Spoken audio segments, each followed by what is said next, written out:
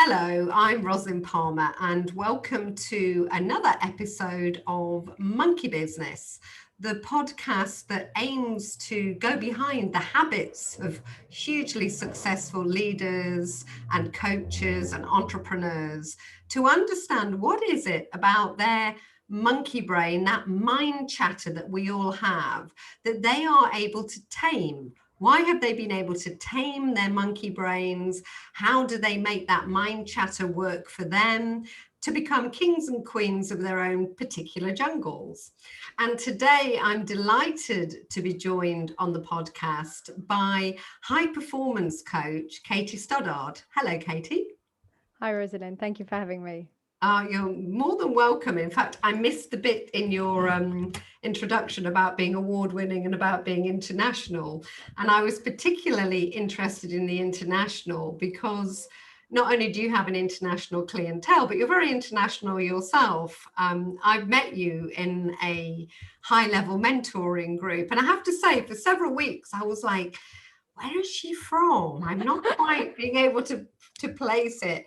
But I think what really the international part for me showed is that you have a very wide scope of vision in terms of what you bring to your clients and the kind of clients that you're comfortable with dealing with. So in terms of high performance coaching, obviously there are some key principles, and in terms of your own mindset and mind chatter, and focus is probably the key one. How do you work on focusing your own mind to bring out the best in your clients and then allowing them to be the best they can be, Katie? Yes, that's a really good question. And I'm thinking it's interesting that you ask how I focus my own mind to bring out the best in them. That's sort of a bit of a twist compared to the usual question.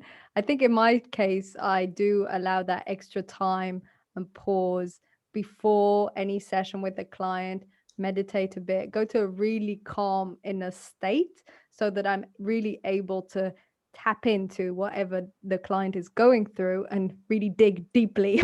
I find that in general, being a coach is like being a detective, and we have to dig for all the clues.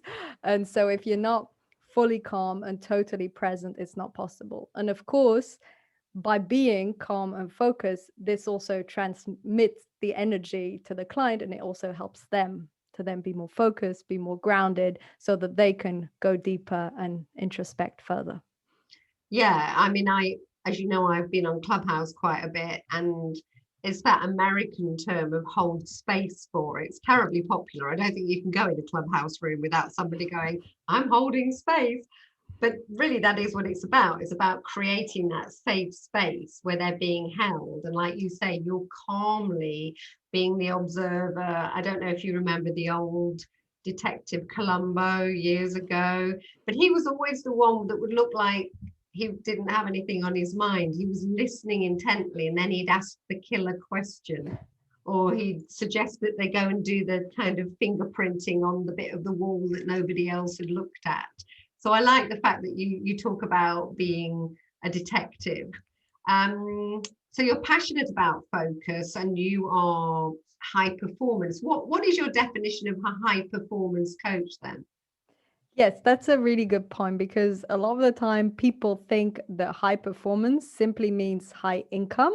And though I'm not against that, this generally comes as a side effect of the work that I do. So mostly I focus on time, energy, and attention management. And with this, also focus and leadership skills.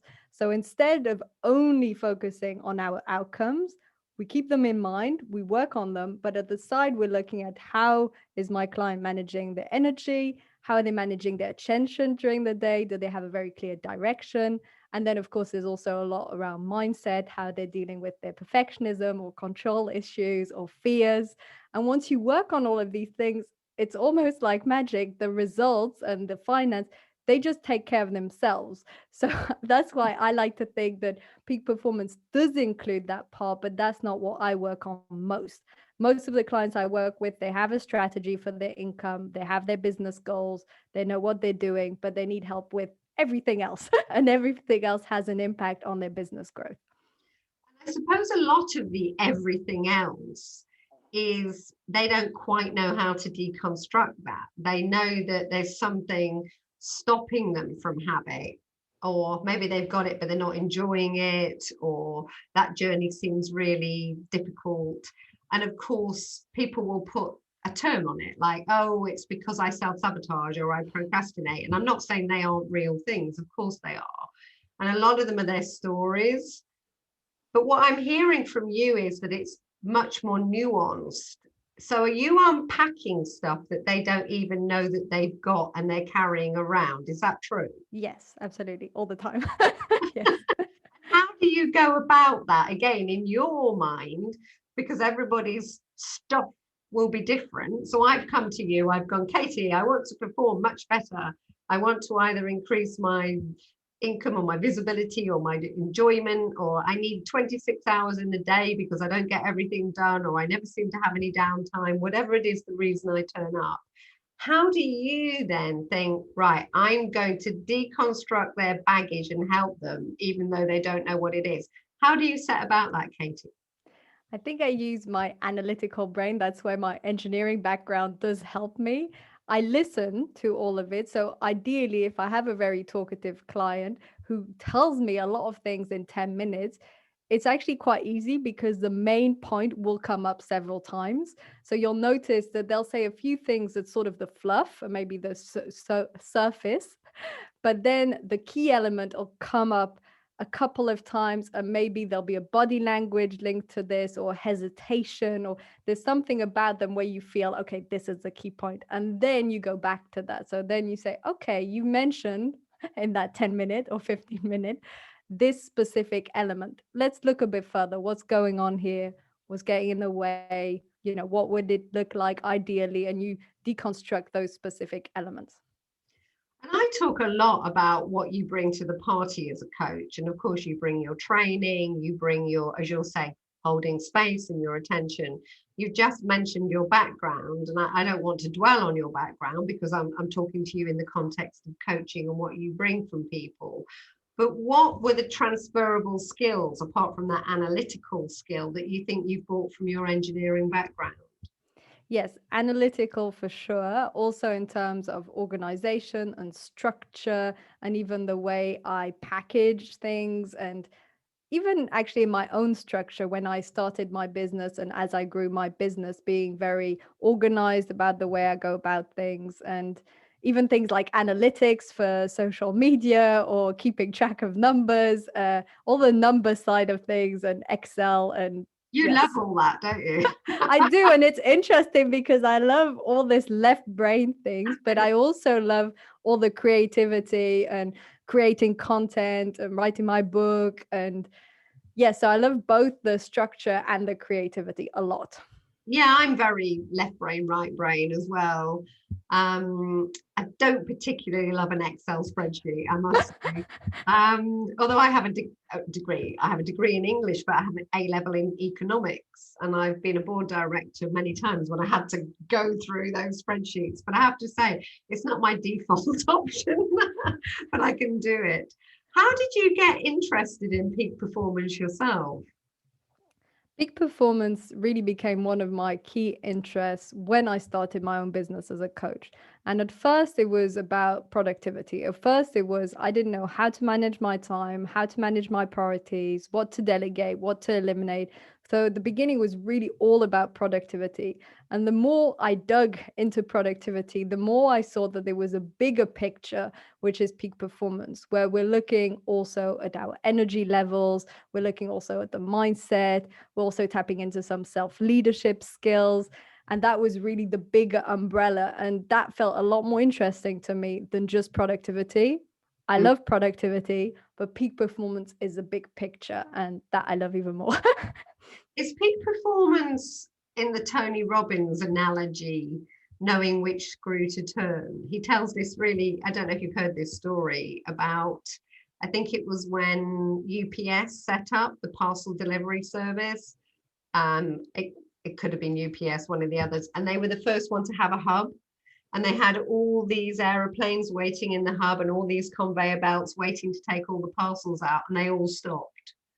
And they are losing thousands every minute. and they call somebody in to come and fix the conveyor belts. He kind of wanders around for a few minutes, opens a wall panel, turns a screw, all the conveyor belts go. The manager is delighted and he goes, please give me your bill. And he gives him a bill for £10,000. And he goes, that's outrageous. You know, you've only been here like 10 minutes and it took you 10 minutes to get here.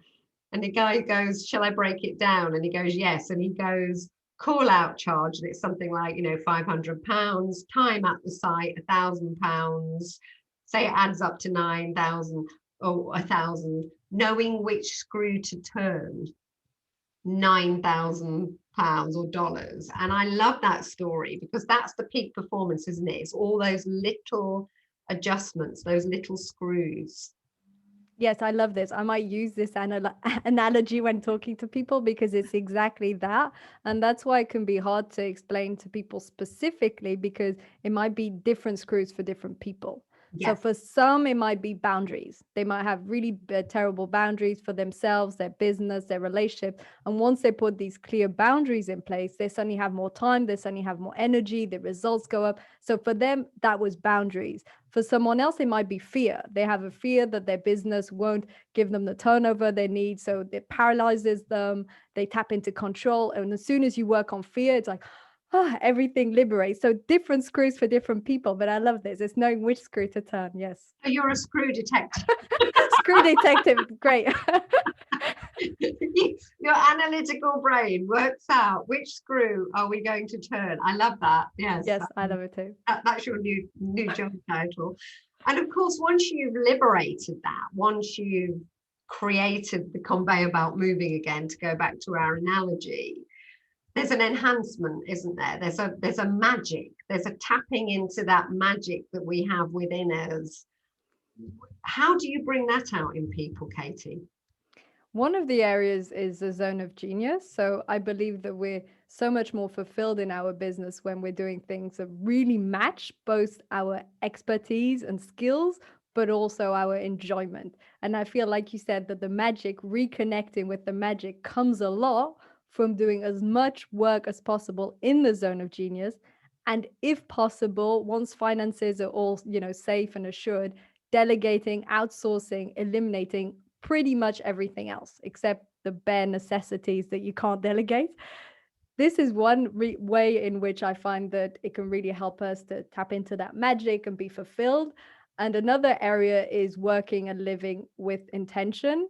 So as soon as we turn off this autopilot and look at how we want to live each and every day, each and every week, it's so refreshing. And this really makes us connect both with our work, but also with our daily life on a whole other level. It's so different when we start to really, really live with intention.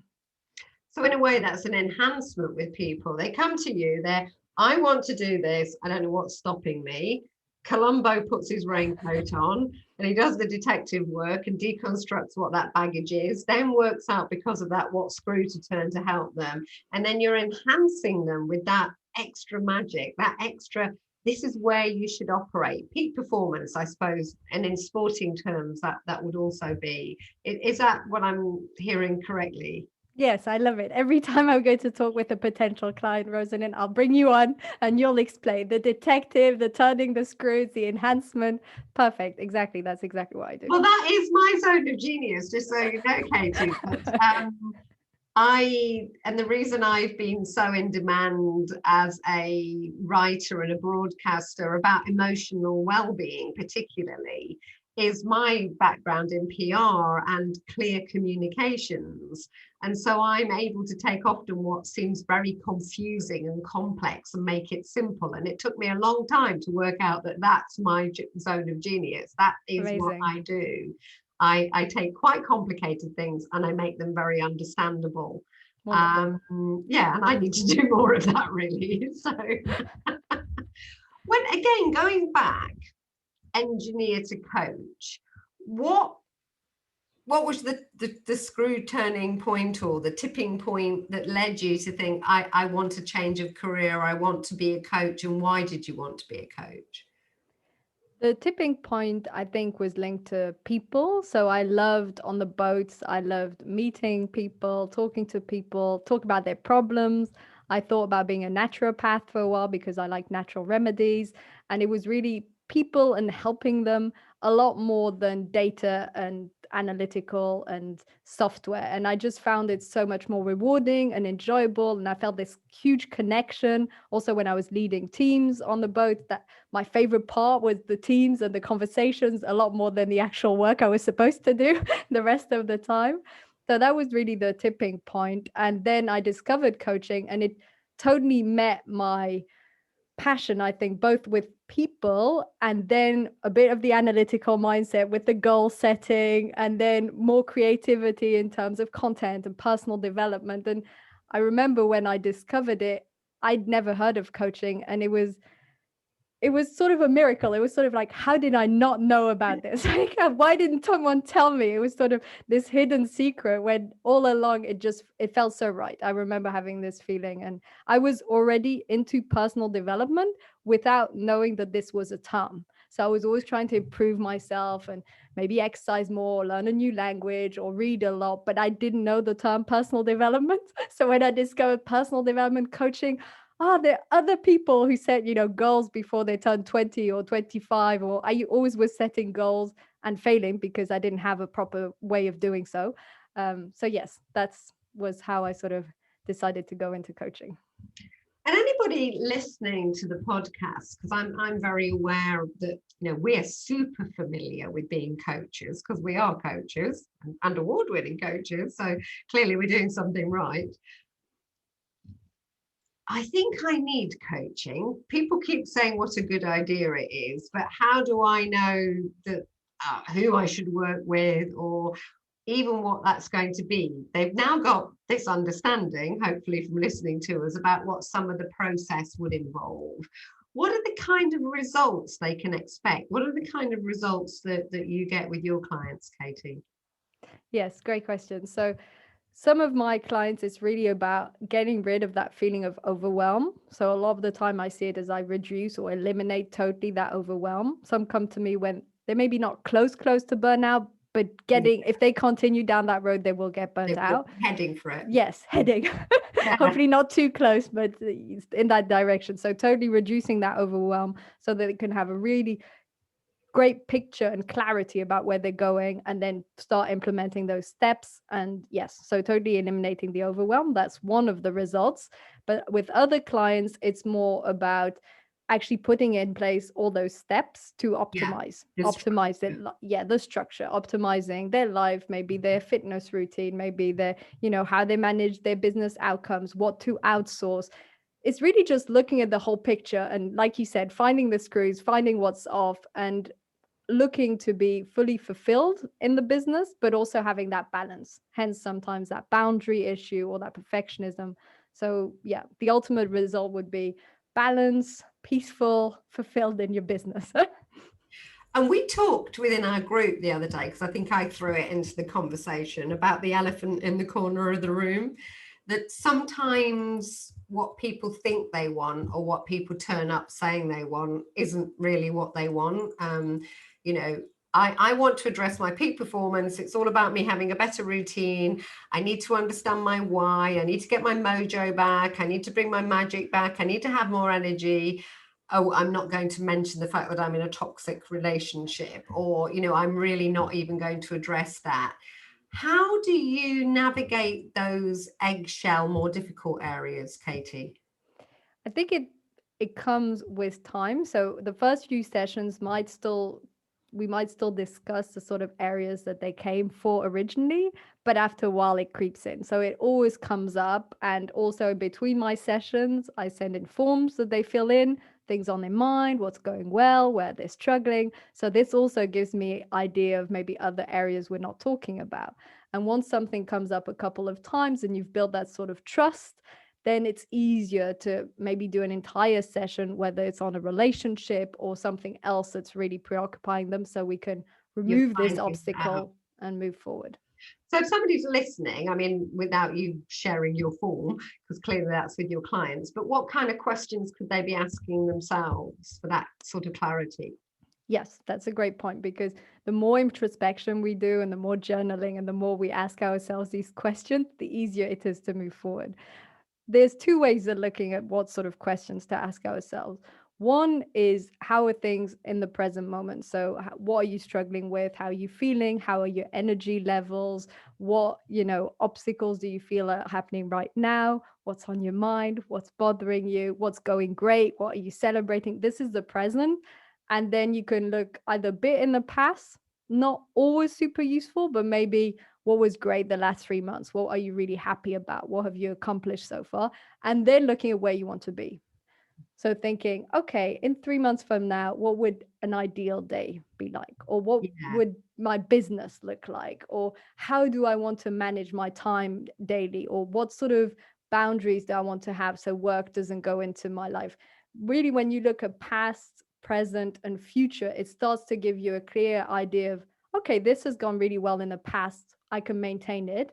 This is a lesson learned from the past. I can use it. This is what's going on right now. This is fantastic. This I want to work on.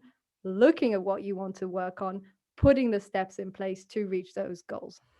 Love it. And I love the clarity of that. And I think it's really tangible for people listening as well. Because as I said before, I think coaching can sound all a bit nebulous and what is it? What's happening? What can I expect when I sign up? So you work both individually and in groups with your clients, is that correct? Yes. So I have VIP coaching where I only work with maximum 5 people because I want to have that extra space. I'm also fully available for them via email during the week. So I want to be very conscious that I'm fully present for them. So I only work with 5 people VIP. And I also recently launched my Focused Entrepreneur Academy, where I work with groups of business owners and we do a session every 2 weeks. And then we go through each topic in depth, and there's also tools in between, some follow-up. So those are the two ways. And I also do workshops for companies also sometimes. What are the kind of topics that you're going through in your academy? The first one is about balance. So we're looking at purpose. That's probably where we begin. So really purpose, the vision, the mission, because until we're really clear on all of this, it's hard to move forward. Then productivity, a lot around, time management, attention management, and all the productivity stuff, because I spent years really just focusing on productivity. And then there's the performance metrics of the business. So looking at the tangible outcomes and tracking it, because a lot of the time people don't have, for example, a weekly review or monthly review, and they don't actually track their progress. Mm. Then there's energy. So then I go through the nest of, nutrition, exercise, sleep, and time out. But really, people know the concepts, but implementation is always another matter. So it's one thing knowing that one should exercise or meditate, but doing it is very different. So this is where we really implement it. Yeah. And the last part is around leadership. So it's expansion, and this is self-leadership and leading teams for people who have teams. So these are the sort of 3 main pillars that we go through in the group. So do you hold people accountable? Are you that kind of a coach, or do you work on the principle that they should be quite grown up about their own accountability? How do you balance that? With the VIP clients, this will depend on the client's preference. So when I work with my VIP client, I tailor everything to their preference. So if they want extra accountability, I add it. I have some clients who really like it. So I check in with them on Mondays and I ask them how it's going. And so that's what I do with some of them. Other people don't particularly need it or want it and are more sort of independently minded. And so then I don't. So I won't just do everything the same for all my VIP clients, because different people have different needs. And in the group, there's a form of accountability that community accountability also comes in the group. Yes. Yeah, so tailoring it is really the key. So is there a question I haven't asked you that you'd like to ask yourself and answer? That's a really interesting question. A question I haven't asked, maybe in terms of what topics I speak about most, because I also really enjoy speaking engagements. So the sort of topics I go into, and maybe a bit around focus in general, because we've spoken about it, but we haven't really gone into why it matters and why I feel it's so relevant. So what are those speaking engagements that float your boat? Okay, so the speaking engagements are about focus, which we could go into a bit. Also, obviously, about peak performance, and that's where I'll touch on the whole philosophy behind energy and attention management and focus, and then leadership. So, pretty similar actually to the um, areas in my group coaching. Those are kind of my top three topics, I'd say: focus, peak performance, and leadership. And Yes. you love doing speaking, don't you? Yes, I do. Anyone listening, please write to me. I don't accept every single one, obviously, for time management purposes, but it's always wonderful to receive. And if I can, I do try and tailor them, whether it's a podcast interview that's on a similar topic, or a keynote speak, or a audit or summit. I really enjoy it. And do you have a TED talk? No, but I'm working on it. I'm hoping next year in Stockholm. I'm going to look when the applications go through. I'd really like to do it with a proper audience and not just screens. And so I've, been working on it for a year or so, but I began pretty much at the same time as COVID hit. So doing it face to face hasn't happened yet. But if and when, not if, when, I will do it on Focus.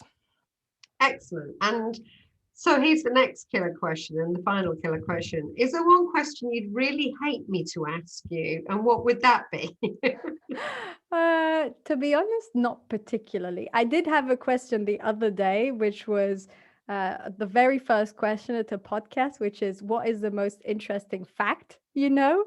That was very puzzling to begin. I thought, it would be about myself or peak performance or focus, and what is the most interesting fact? So I thought maybe I'll use this in my podcast, but then I thought maybe not, because it's pretty hard. What did you come up with? My mind went totally blank, to be honest, which is pretty rare because I'm quite good at thinking on my feet. That got me, quite far in life. And yes, it went blank, I think, because first of all, I was looking for statistics.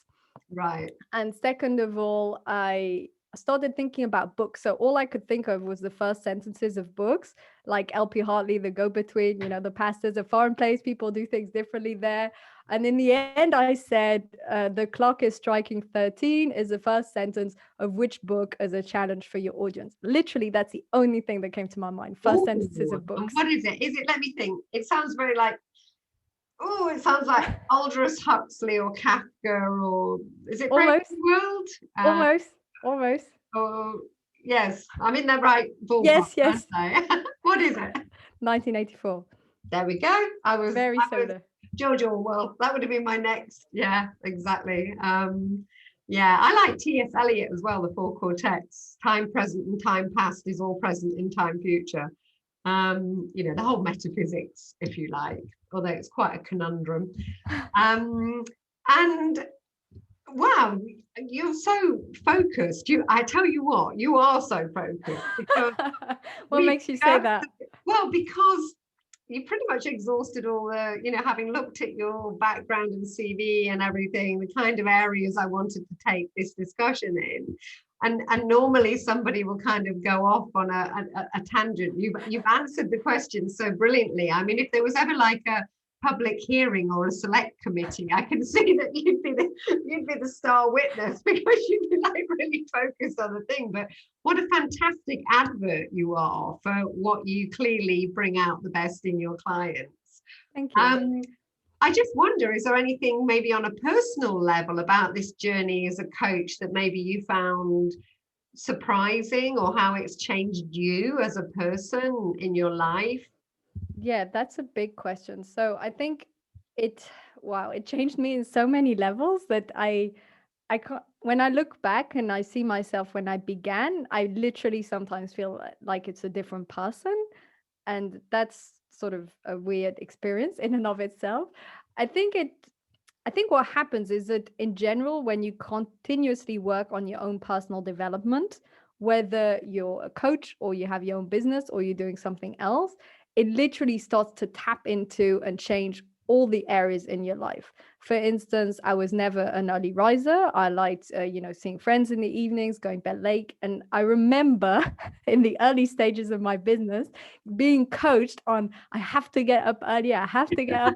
Like, I'm getting up at 9 or 10. I can't run a business like this. I want to do my yoga routine.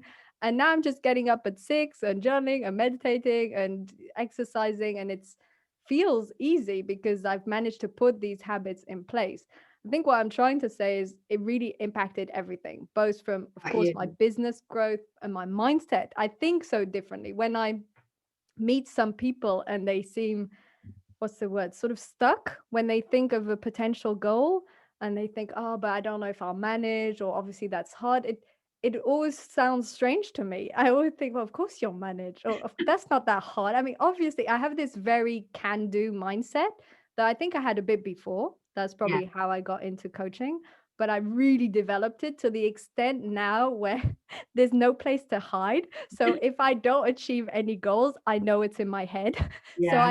you can't do the victim thing. You can't say, oh, I didn't have time, or it's because of this person. It's literally what is going on in my head right now that is preventing me from achieving this goal every time. And once you start thinking this way, it's a huge responsibility, but it's also super empowering because you start to realize that literally, aside from maybe being, astrophysicist for NASA, and even that's probably possible, but most things you just think, huh, that's possible, that's possible. And it opens up a whole spectrum. It's a lovely Yeah, feeling. it does. It becomes the lettering in the rock. It becomes your sort of default setting and where you go, and you find that you bring that to everything, don't you? I mean, I shared with you recently, and I think this is probably the first time I've mentioned it on my own podcast or at all publicly, that I've given up drinking, as in alcohol. And I have kind of haven't mentioned it because it didn't seem like it was a big deal in a way. But I realized it wasn't a big deal because I'd been thinking about it for quite a long time. And I was thinking about how was it serving me or not serving me? And why did I need it? And, did I really need that glass of Chardonnay to relax in the evening? And was that really beneficial and bringing out the best in me? And I actually started being a speaker at like sober events, and just one day I just thought, yeah, that's it, I'm done. And it's actually been incredibly easy, to be honest, and very beneficial. It's like one thing I don't have to worry about. And I know I'll have clarity in the morning, and I know I don't have to think about it. And it's just freed me up in another way. So, and it makes me feel more congruent about how I turn up and deal with people and their energy. So, Yes, absolutely. And I shared with you when you told me that I haven't drunk in 4, 5 years. I can't remember, 4, 5 years. And I haven't looked back. I don't miss it. I never have hangovers. I can enjoy all of my Sundays. And in Sweden, you have to queue to a special shop to buy alcohol. do So you? you see people, yes, it's Wow. called Systembolaget. They don't sell alcohol in the supermarkets. So Wow. every Saturday, there's a huge queue. People are spending an hour. So I'm like, I'm saving time, I'm saving money, I'm saving energy, and I have just as much fun in the evenings. And also, I think what's really refreshing is to not feel a sort of slight dependency on something for our mood. So, in the same way, I don't drink coffee either, and I don't need something to wake me up. So, it's like Yes. not feeling dependent on any substance Yes. to put us in a certain state. I think that's very, very true. And I started remembering things because when I lived in the Out Island in the Bahamas and I was going through the cancer treatment, I didn't drink for 2 years because clearly I was being super brilliant. I'm going through cancer treatment. I'm clearly not going to put anything terrible in my body. I was literally a vegan, well, a fish eating vegan. I don't quite know what that is, but I was a fish eating vegan, and we were growing our own vegetables, and basically it came straight out the sea, so I'd eat it. And my body, became a temple literally because I'm healing it to survive. And I then had a drink one New Year's Eve, and I think it went straight to my head because I hadn't drunk for 2 years. And somebody said to me in this bar, "Oh," and I went, "Well, I haven't had a drink for 2 years." And they said to me, "Oh, wow, that's what you're like without a drink," because they'd only ever known me in those 2 years. And that was quite an aha moment because I think there was a part of me from my PR past that said, it gives you courage, it makes you more interesting, it makes you sparkly, it makes you more fun, it makes you enjoy everything. And in that moment, somebody was saying to me, well, we know you as this person, so you don't need that thing. So I think you're right, you don't need it.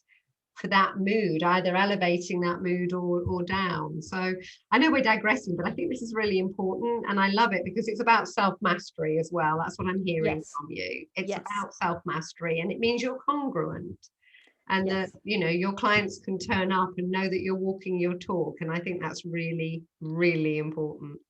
Yes, I think that makes a huge difference. I know that all the coaches and mentors I've worked with, they also invest in training. They also have their own coaches and mentors, and it sort of makes you feel like you're all on a similar journey. You know, when my clients are working with me and I talk about my own coaches, they think, oh, okay, she's going through a similar process Yes. differently with different coaches, maybe on other topics, but sometimes similar topics come up. Sometimes I might say, well, actually 6 months ago or a while back, I worked on a similar topic myself with my coach. So they see, oh, okay, we're all work in progress, as Daya says. We're all also working on our own things. And it also breaks the illusion of this sort of perfect person. So I think Yeah. sometimes people look up at coaches and mentors and think they're perfect, they've got it all sorted. It's never true. It's an illusion and it's fake. And so it shows, okay, we're real people. We're just working on this stuff like everyone else.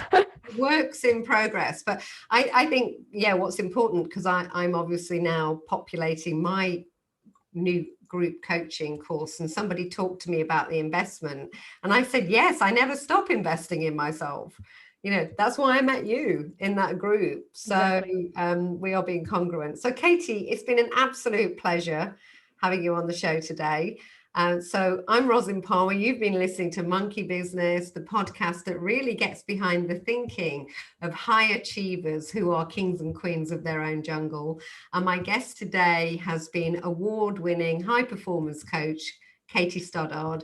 Thanks so much, Katie. Thanks for listening. Until the next time, goodbye from me. Thank you.